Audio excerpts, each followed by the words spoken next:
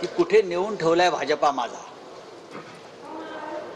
तुम्ही महाराष्ट्रात नेऊन ठेवलेलंच आहे, खड्ड्यात घातलेलंच आहे, पण स्वतःचा भाजपा आपण कुठे नेऊन ठेवलेला आहात. कारगिल युद्धातील शहीदांच्या जमिनीवर, भूखंडावर अशोक चव्हाण यांच्या प्रेरणेनं जो काही 32 माळाचा घोटाळा उभा राहिला, त्या घोटाळ्यावर हल्ला करणारे हेच भाजपचे सगळे लोक, नरेंद्र मोदींपासून सगळे. या नरेंद्र मोदींना अशा प्रकारे भविष्यामध्ये या देशामध्ये तोंड लपून फिरावं लागेल.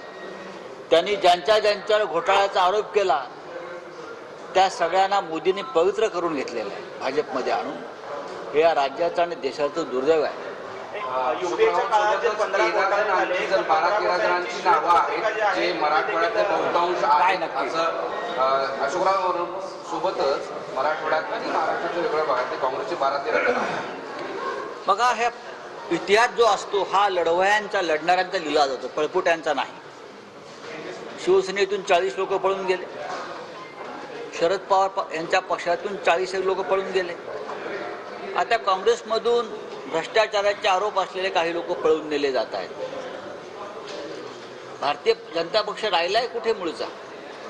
पूर्णपणे काँग्रेस झालेली आहे. आणि काल माननीय उद्धव ठाकरे साहेबांनी सांगितलं आहे, भविष्यामध्ये काँग्रेसमधून आलेली व्यक्ती जर भाजपचे अध्यक्ष झाली तर आश्चर्य वाटायला नको.